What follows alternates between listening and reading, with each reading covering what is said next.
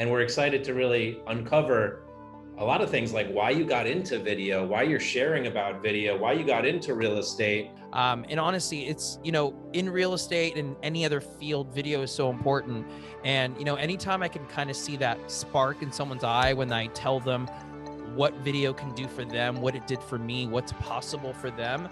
That just, warms up my heart because I know I'm making a difference. And, especially in these crazy times in 2022 and beyond, we all got to help each other out. And little did I know, now looking back in hindsight, if it wasn't for those experiences, I wouldn't have gotten used to, one, being in front of a camera, two, being confident in front of an audience, thousands of people at times, millions on TV. And before, I was using my singing voice to communicate emotion, right? And to tell a story. And now I'm using my voice. And so, talk about how everything happens for a reason. I feel like that time in my life was preparing me for the moment that I'm in now.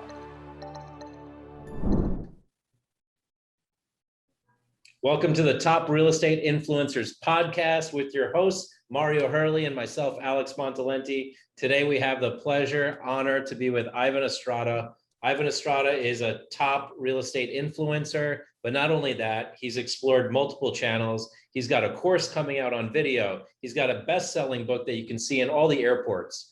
He's got, numerous ideas exploding out of his mind, and we're excited to really uncover a lot of things like why you got into video, why you're sharing about video, why you got into real estate, what's your background. I know there's a story behind that too. And I'm really just interested to go deep on the video side of it, because I know that's a big play for you. And I used to go to a lot of events and hear about how you had implemented video, and you were like a thought leader in that space. Nice. Yeah, no, I'm excited. Honestly, I tell people all the time that video built my career, and it honestly did. And it wasn't easy. I think, life just unfolded the way it was supposed to unfold. And, sometimes you go through life thinking, why am I learning this? Or why was this necessary? Or why did I have to go through that?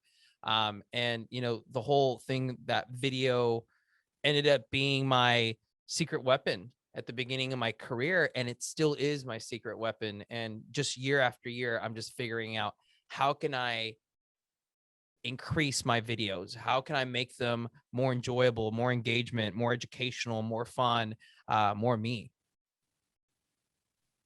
That's awesome that it's your secret weapon, right? But at the same time, I can hear that in what I know about you is that like you're so generous, because you could have just kept it to yourself and been like, I'm just going to use this secret. I'm going to leverage it for my career. But then you're like, you know what? I got to write a book. I got to do a course. I got to teach other people. I want to help other people. 100%. It's funny. So our mutual friend, Aaron Keith, is my coach. He's been my coach for almost 6 years. This man, other than being my coach, he's like the big brother I never had.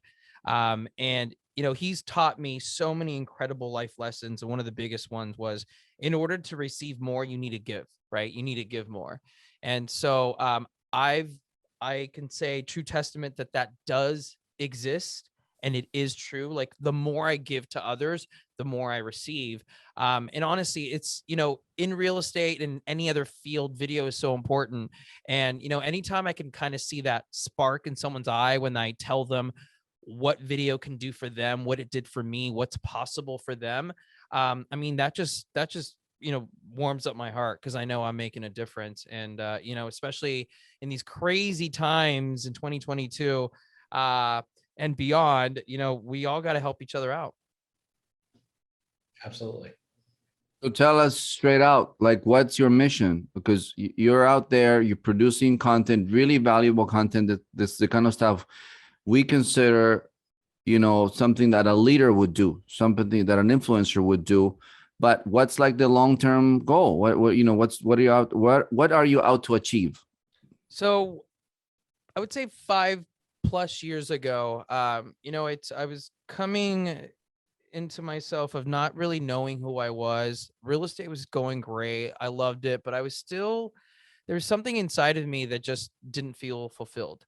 And, this was at the beginning of the time that I hired a business coach, but, I tell people I've always had all these incredible mentors that don't know who I am. like Jay Shetty, Tony Robbins, Mel Robbins, Lisa Nichols, Oprah. These were people that I would listen to their podcasts, go on YouTube and listen to their videos, and they inspired me so much. They are a huge part of my growth. But I never saw someone that looked like me. I always thought, is there a Latino representation of someone who does this type of work, right? We have Gary Vaynerchuk and all these Grant Cardone, and there wasn't. And to me, I thought, well, there isn't that person because I'm that person. I'm going to be that person. And, you know, real estate to me is my passion, but I feel like my purpose is to help others and to be on a stage like Tony Robbins and trying to influence and change people's lives one day at a time. You know, we had talked about my music career a little bit. So I started singing at a really young age. By the time I was 12, I was signed to a record contract, and I was on all Latin TV, TV Azteca, Univision, Don Francisco, recorded an album. And, you know, at that time, I felt that my purpose on this planet was to sing on a stage. And I used to be a super shy kid. I was very, very shy. But anytime I was on a stage, I just lit up. Like it felt like that was my place in the world. And unfortunately, by the time I was 17, 18, that all fell apart. Unfortunately, there was this big situation that happened between my management and the record company, and that all ended. And for years I thought, why did I have to go through that? Like I thought that was my passion. Now I'm going through depression, and trying to figure out where, you know, what my place in the world is. And little did I know, now looking back in hindsight, you know, if it wasn't for those experiences, I wouldn't have gotten used to, one, being in front of a camera, two, being confident in front of an audience, thousands of people at times, millions on TV. And before I was using my singing voice to communicate emotion, right? And to tell a story. And now I'm using my voice. And so, you know, talk about how everything happens for a reason. I feel like that time in my life was preparing me for the moment that I'm in now. You know, I just walked into the forum like a couple of months ago, and I was walking in there to get a vaccine shot. And I looked around at all the seats, and all of a sudden in my head, I could see lights and a stage and people in an audience. And I thought, you know what?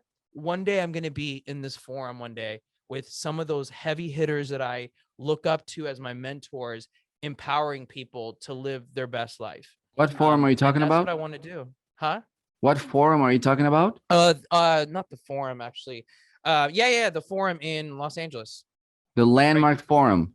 No, not the Landmark Forum. So there's the Forum. It's a stadium in Los Angeles that's right next to that new NFL Sophie Stadium. And so I thought, this is going to be, I'm going to be here one day. And I claim it here and now. It's going to happen. And not just that stadium, but multiple stadiums, because honestly, it just being able to do that for other people, because I feel like I'm doing it now with the book and my courses. But, you know, when I can do it one-on-one with people, family, friends, and see that change in their eye, like that means the world to me. That's beautiful.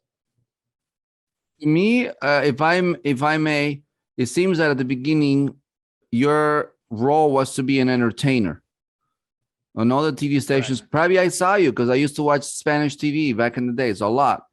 Did you say Don Francisco? Don Francisco, yeah. Oh, come on. Yeah, definitely I saw you. What'd you do? Sing? Yeah, I would sing. They had a variety show, and then they did this show called Gigantes del Mañana, and then I was part of that too. So, you know, I was always involved in that whole circus, which honestly was so incredible, because it's still, everything's coming back around. Even with my book, I'm doing an interview for Univision, and Maria Elena Salinas, who's a huge reporter, Emmy Award winning, she's in my book, and we're trying to get an interview with her. And it's funny, just everything just, you know, goes around in a full circle. And, you know, we were before this, we were talking about the power of the secret and just, you know, how important that is. And for me, it's like, I'm a true believer, because all the things that are happening in my life, this is stuff that I dreamt about and put on a dream board, and would continually, daily through meditation, just say, I'm going to make it happen. I don't know how, but I'm going to make it happen. So there you were, doing entertainment, and that experience will stay with you forever, because we're talking global reach to the Latin American country. But it's not only Latin American, it reaches people even English speaking countries, and they watch it because it's beautiful girls, music, the music. A lot of Americans the like. music. Oh yeah, it was great. Exactly. But then you said you realized when the contract ended, it's like, oh, what was all this for? And now it seems you're not about entertainment only per se, but you're about providing value, providing something to people. Is that accurate? 100%. And I think you can't do that unless you're a good communicator. Mm. And that course of my life, through all the training and also just the experience that I had, I learned to be a really good communicator with people, either one-on-one or on a stage, and be able to communicate an emotion, a story, and inspire people. And so that's 100% why all that happened, was for what's to come. So let us know. I mean, we're really, really curious. Tell us all about your book. So the book Brand with Purpose, it's a marketing and branding book, but the underlying tone of it is just figuring out who you are as a person and really accepting yourself for who you are, regardless of the flaws that you think you have. Growing up for me, I grew up primarily in a Caucasian neighborhood. And being Mexican, I always felt a little bit out of place. And actually on the playground and in school, I was told to tell people I wasn't Mexican, or else people wouldn't treat me the same as the other kids. And so, for a very long time, I created this other figure where I was hiding who I was, because I felt like if I want to be successful and if I want to be respected by others, I'm just going to have to fake an identity. And that's what I did for the longest time, not realizing how much that affected my life.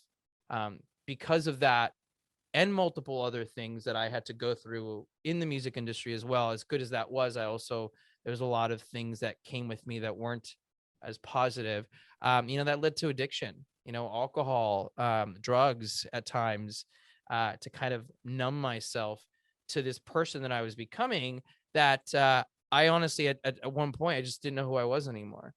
And so this book, it's my story, but it's also the story of all these other incredible people that I interviewed, like Belinda Carlisle from the Go-Go's, the Princess of Sierra Leone, who actually also went to Landmark, and she found her father through Landmark, by the way. And her and I are really close. And actors and producers of Beyonce and Alicia Keys were in the book as well. And they all went through something. We've all been through something traumatic.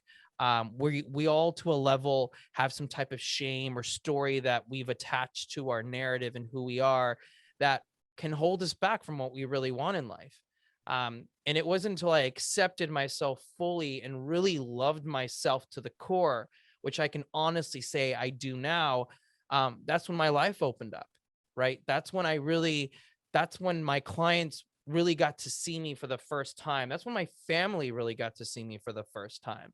But with pressure, and especially now with social media, we're all trying to fit into this mold and fill in this filter of what we want other people to see of us, when in reality that might not be us, right? We've created a character, and I tell people I'm the best actor in town. Like any role, you were the director and I was the actor, and whatever you told me you wanted me to be, that's what I gave you. Everyone had a different version of Ivan.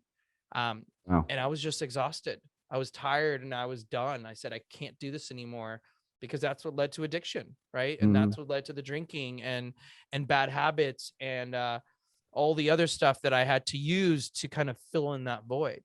Yeah. And so this book, it's a branding and marketing book. There's a lot of tips and tricks and things that can be implemented now in your business. But most importantly, is getting to the core of who you are and knowing what's holding you back in your blind spots, and then working from there. And so that's the whole point of the book. And that's Brand with Purpose is the first book of the three, because Brand with Courage is the next one.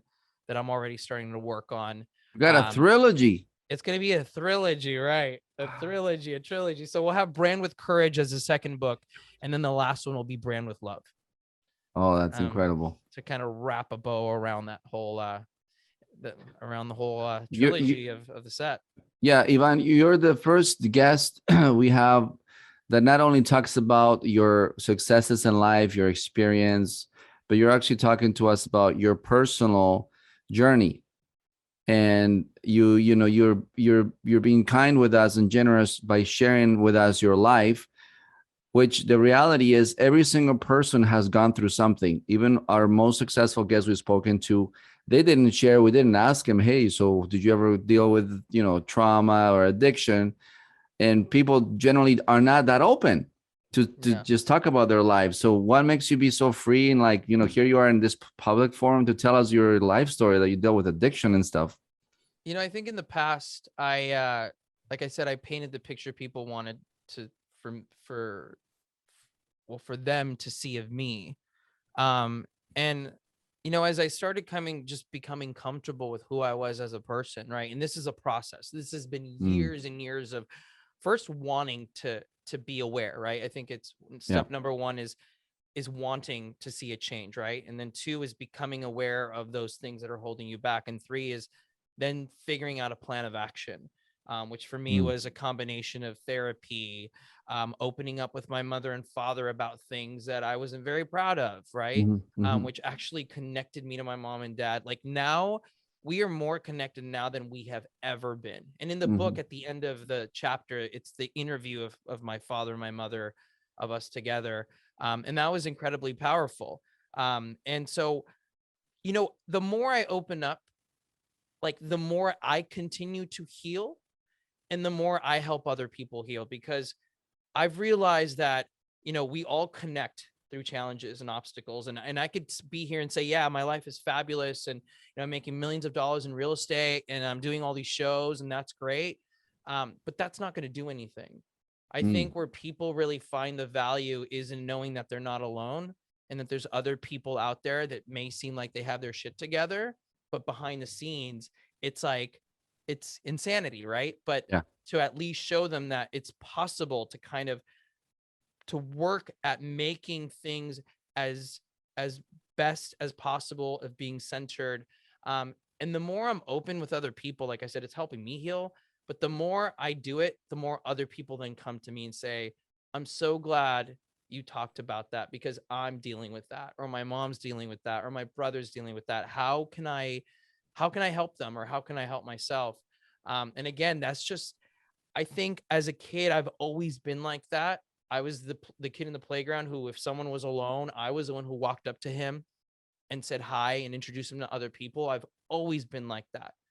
And so it just brings me happiness to do that. Cause like I said, it's, you know, in a way it's selfish because the more I do it, the more I heal and the more I also start unpacking certain things from my past that, you know, that I was unaware of. And so I think it's again, full circle. Yeah, I completely agree with you. All the pretending is very exhausting. Yep. You know? Yeah, you can do it for so long, right? Until it's like, all right, enough is enough. Like, who am I doing this for? Like Mario knows for me, I used to pretend all the time, oh, my life is perfect. It's all roses. Everything looks good. On Facebook, it looks amazing, right? But it's like in the deep down and dirty, when you really share and get vulnerable. And I never wanted to share and get vulnerable because I'm like, they can't know. But then you start doing that, and now you get the opposite. You get a real sense of connection and intimacy with people. 100%. And when you do that, it attracts other people who are like that. And because, look, there's certain people in my life, friends, that we no longer, you know, we're no longer in contact because it made them feel uncomfortable that I was so open. And that's fine. Like, you're going to lose some people along the way, but the people that I've attracted into my life who are just as vulnerable and who are just as giving and grateful and ambitious and driven, to be, you know, better fathers, mothers, brothers, sisters. Those are the people that I want in my life anyway, because, you know, those are the people that are comprising in creating this amazing world that I live in, where, you know, with so much negativity going around in the world and in the media and, you know, with what's going on in the pandemic, like I want to keep myself as centered as possible. And the only way to do that is by surrounding yourself with other people that are just as centered and positive and wanting to help. Are these folks, people, the people you're surrounded with, have they been an influence in inspiring you to write the book and produce these programs? Yeah, Mario, 100%. I mean, just, and I come back to Aaron, and I'm probably like tooting his horn too much, but you know, that guy, he saw something in me 6 years ago that I didn't see in myself. And he was the one who said, look, I know you like hanging out with your buddies, but they drink a lot, you know, they're not as ambitious as you are. And he was right, because after a while, I started feeling so alone. You know, the more success that was being brought into my life, the more alone I felt, because we no longer had things in common. And so, you know, I have my deep rooted friends that are incredible people. Um, and I put all my friends in different buckets. You know, I have my friends that are just fun, and I go with them when I need to have fun. And then I have my friends who are the very spiritual friends, right? And those are the people I know that they're filling me up with spirituality, and that's kind of what I need at the moment. And then I have my friends who are the bookworms, right? The tech geeks who I'm also in heart. And those are the people who are helping me in learning more things about like NFTs and the metaverse and all these other technologies that I'm so, you know, attracted to. And so having a variety of people that really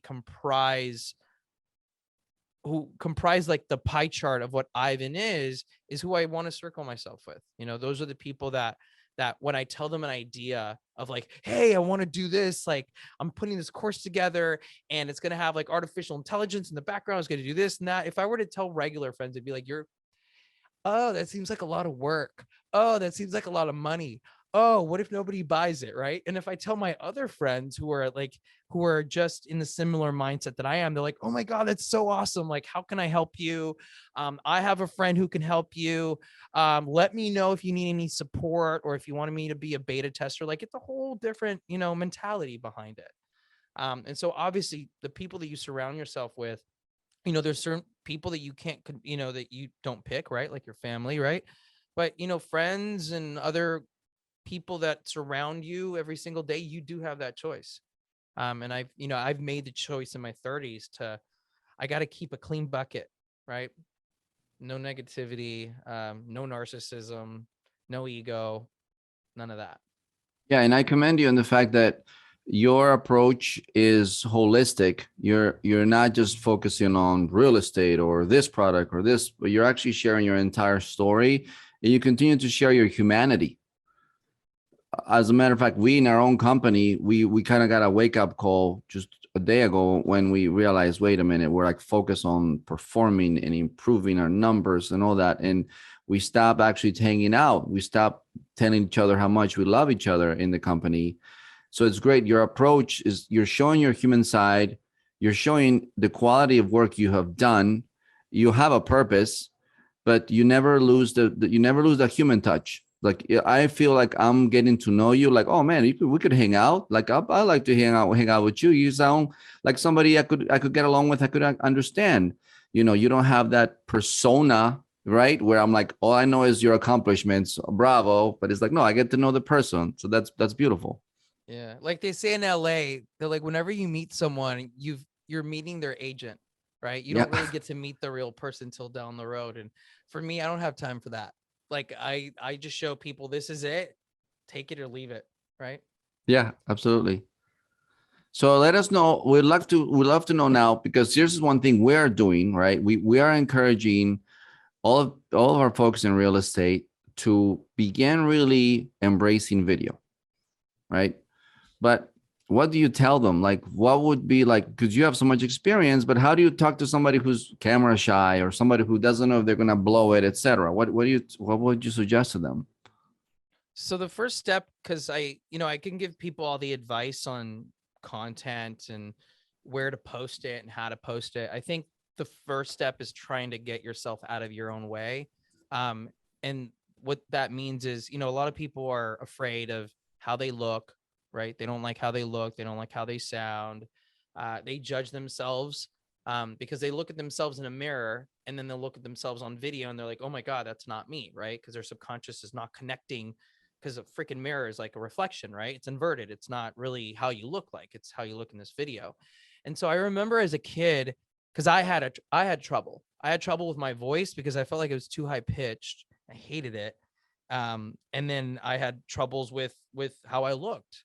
And so some of the training that I got was, you just have to get comfortable with how you look because that's you, right? Like when you step out into the world, whatever you see on videos, what everyone else is already seeing. So it's not like, you're not hiding anything, but you have to get used to that yourself. And so I remember exercises that I would do with my father and things that my acting coach would give us is we'd pop up the whole freaking camcorder, right? Remember, we didn't have phones back then. So there was like that chunky camcorder on the tripod. And I would record myself front facing, side facing, angle, like all these different angles. So I could see myself from like a 360. And I remember at first it just felt really uncomfortable and really weird. And to even listen to my own voice. I remember when I would be on Sábado Gigante or all these other TV shows, I would cringe when I would hear me speak or sing. I just felt, oh, that's awful. But that was me, right? But the longer I did these exercises of recording myself from different angles and watching them, like for example, in my course Brand with Video, you have to do daily diaries to get used to seeing yourself and hearing yourself every single day. And it got to the point where after a couple of weeks, I just thought, wait, why was I so weird about this? Like, I even started like complimenting myself, like, oh, my hair looked good that day on that video diary, or oh, I liked my side angle. I thought it was all weird. And my voice, actually, like my voice is not that bad, right? Because then, your subconscious, you start connecting to that voice, you start connecting to your image, and you kind of lose that fear of what you think other people are going to think of you, that you don't look perfect or that angle's wrong, or you don't like your nose, your ears, or your eyes. Like that's you. And so I think until you're comfortable with that, then you're not going to want to do the rest, right? Because now at this point, when I do it, I don't even think about it. I just shoot it and done. I don't sit there and micro pick myself and say, ooh, your hair looks awful, your eyes are not, why do they look like that, right? And I think that's where people really get stopped. And so I think just practice makes perfect, right? With everything that we do. Some people are naturals, right? Where they're just kind of natural. I don't think so. I think that's all BS. I think they practice, but just don't tell people. I think anyone who says that they're a natural, I think there's God-given talents that people can work on. And for others, it comes a lot easier, but you still have to practice. So I just think getting comfortable, getting your iPhone and recording videos that no one else has to see, and then playing them back again and again and again and again until you can connect to that person, which is you. And then you can start shooting content because it's so important. Like you are the brand. Like people want to see your face. And if they're not seeing your face, they're seeing someone else's face who's your competitor, and they're going to take the client.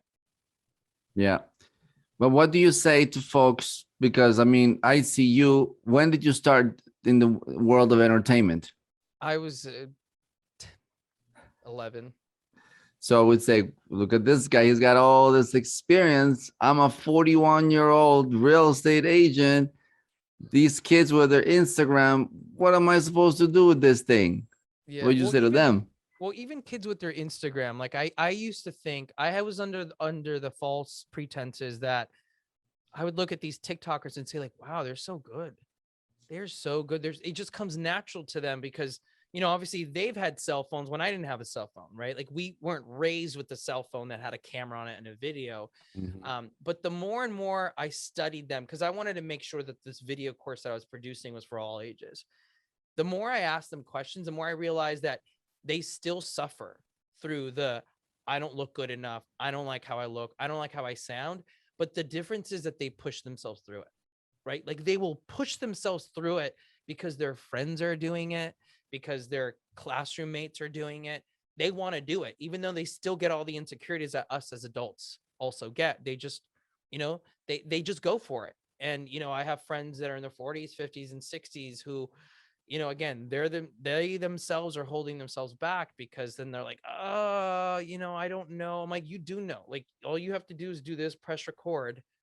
And then if you want to get it edited and get it all fancy, there's so many sites that you can just get it done. It's just about getting it done. And I think that people blow it up to make it seem so much bigger than it actually is, and to make it look so much more complicated when it's so simple.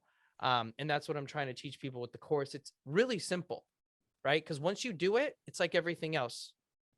Once you do it once, twice, a week, 2 weeks, 3 weeks, it starts getting easier and easier and easier. And then just like, it'll get wrapped up in your subconscious, and then you'll just be doing it. And once you start seeing the results, then you're going to want to do more of it. So Is there like is there like a sweet spot, a golden time people have to do it until they get over their fears and stuff, and now it starts becoming more like a regular thing they can do? So I've seen a huge difference in people between 2 and 4 months. I think after 2 months, I can kind of start seeing people being a little bit more smiley.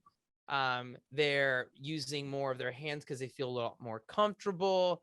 Their eye contact towards the camera is really spot on. And then also their videos, they just start becoming more comfortable, right? Like, and they start getting better, because they're like, oh, I'm getting better. So I want to make sure that my backdrop or wherever I'm doing my video is also cool, or I'm going to get like a stabilizer so it's more stable. And, oh, now I'm going to get a mic so the sound's a lot better. So you start seeing the evolution of people's videos and their production value as they start getting more comfortable with it. So I would say 2 to 4 month period is kind of the sweet spot, which I think for everything, right? Like if you're trying to go on a diet, if you want to get bulk up and go to the gym, like after 2 to 4 months is when you start noticing those like significant differences. And you're like, oh, I see that this is working. And then they want to do more of it, right? You get those dopamine hits, and then you just want to keep doing it.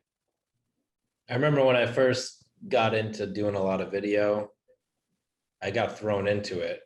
This real estate broker invited me to his office. He had a whole studio, and he's like, I want you to record like a bunch of trainings. And I was like, I've never done that before. Like, you're going to mic me up. You're going to put me in the background, the screen. It's like, all right. And I went and did it. And for 8 hours, I did it. And I never even got the videos, right?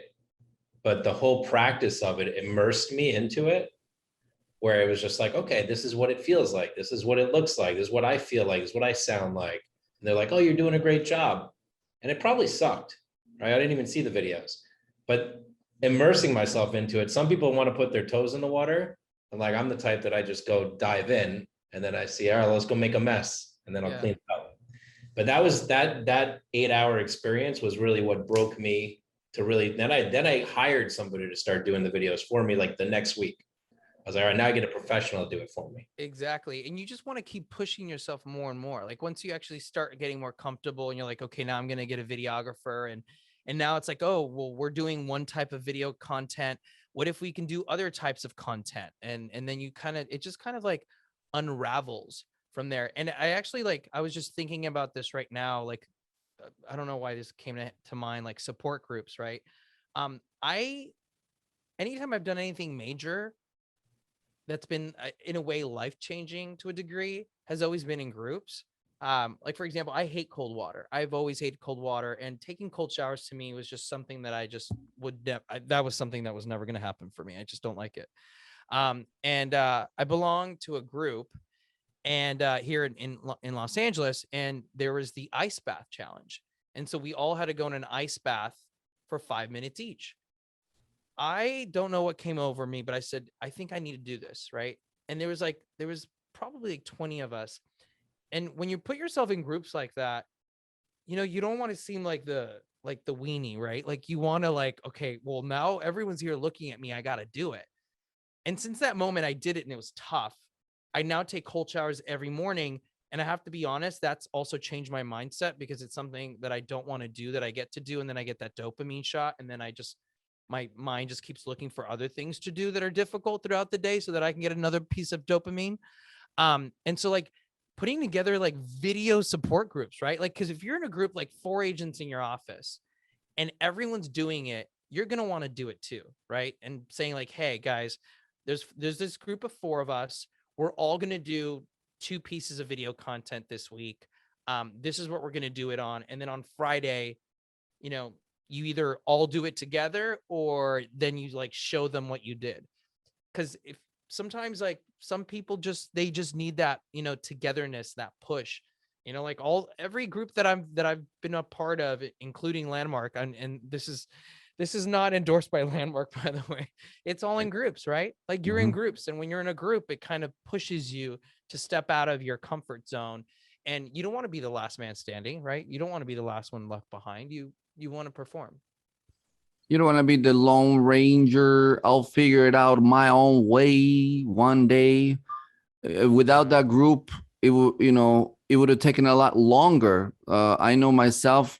My thing is, I am not a perfectionist, but I look at every single little detail and then I just get stuck with the details. Whereas if I was with a group that says, okay, get it done by Friday, we want to see it, whatever you got, show us, I would have no choice but just keep making progress each time. But that support group is crucial. I'm glad you mentioned that. I think a lot of our agents, they could definitely benefit from that. That could really be the shift for them that's been missing in their all their future plans. Yeah, I like that. It's a good idea. And I just came up with it right now. I was like, oh, I'm going to add that to Brand with Video. It'll be part of our thing. You'll get put into groups of 4, and then you have to do your videos because now you're accountable to everyone else. And like you said, you don't want to be the last man standing or woman. Absolutely. So tell us a little bit about your personal growth. You mentioned Landmark. You don't have to promote it or anything, but like what did that do for you? Like, how did that benefit you? So when I took the beginner's course, I had a pretty rough relationship with my mom and dad. I came out to them first year of college, and being in the Latin culture, well, one, I was super ashamed. I didn't want to be gay. Like I was super religious, and I just knew that it was something that that I was going to lose mom and dad and my whole family because of it. And I tried. I remember praying every single night, please God, take this away, take this away. I don't want to be this.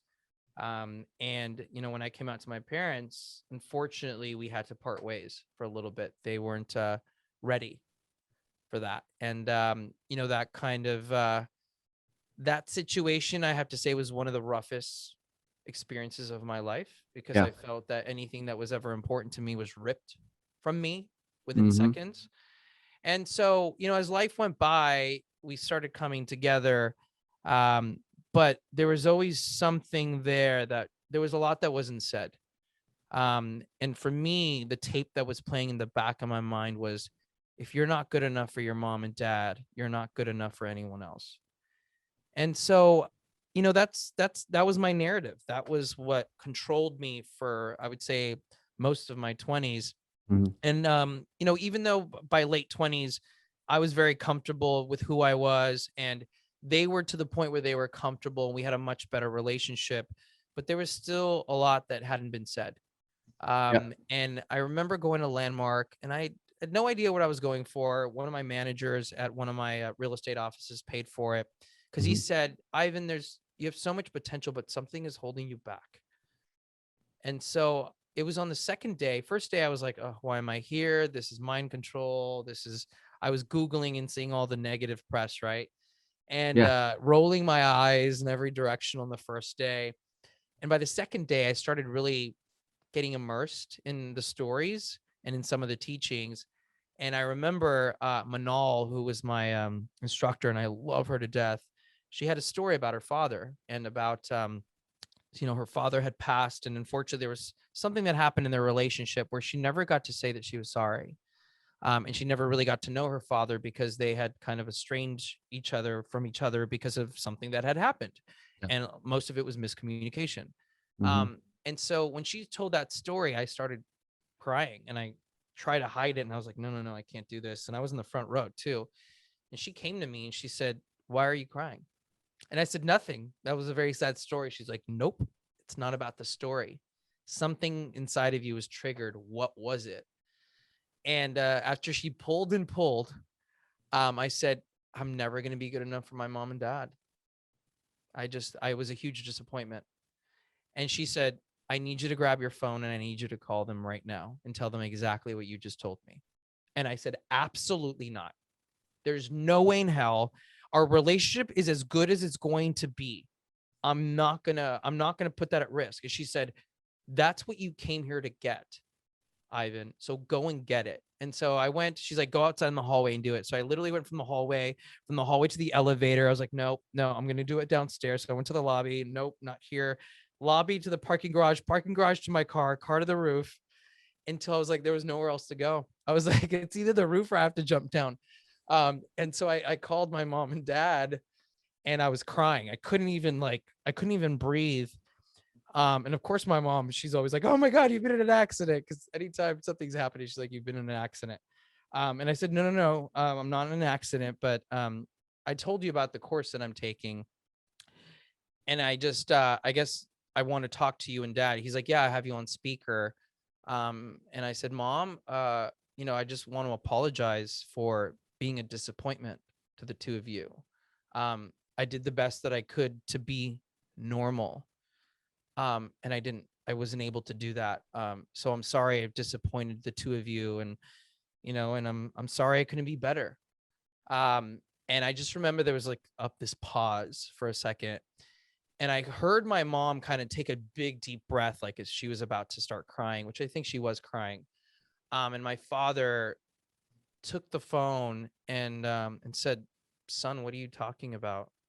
He's like, your mother and I couldn't love you more. We couldn't be more proud of who you're becoming. We love you. We love you with all of our heart, and we've made some mistakes, but we will make sure that we are able to repair that, and for the rest of the time that we have together. We love you. And I just remember there was like a pile of bricks. I literally felt this huge weight being lifted off my shoulders. And I ran back downstairs, up the stairs, and into that room with a couple of hundred people at least. It was very dramatic because I'm very dramatic. I'm an actor. And I was like, give me the mic. And I went up there and I grabbed the mic and I told everyone what just had happened. And the whole room, just like, it was like being in a freaking Dodger game. It was like the noise, like the roaring of everyone just in tears, in excitement, clapping. Manal looked at me and she just like nodded. And I was like, oh my God, she just changed my life. And she did. From that moment on, my relationship with my father and my mother was a different relationship. And still, it keeps getting better and better and better. And I wouldn't have gotten that gift if it wasn't for me going to Landmark. That's beautiful. That's brilliant. Thank you so much for sharing that thrilling story. Everyone listening, everyone watching, this is what we're talking about. Really being a full human being.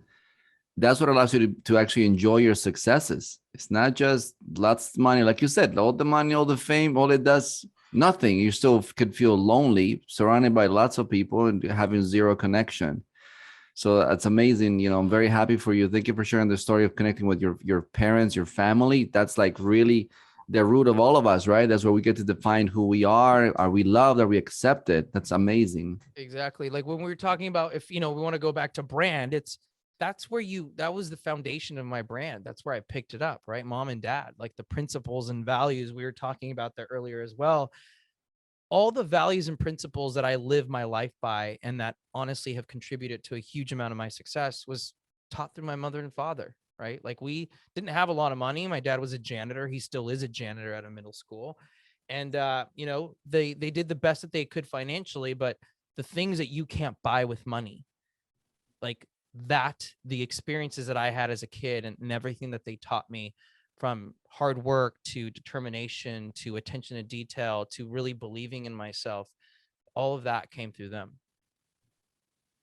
That's beautiful. So all the folks listening to this and watching this, if you haven't connected with your parents, go back, hug them, give them a phone call.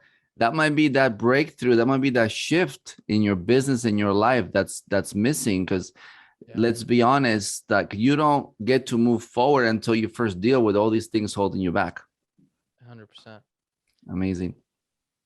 Any last questions or comments, Alex? No, I'm speechless. Nice. Okay.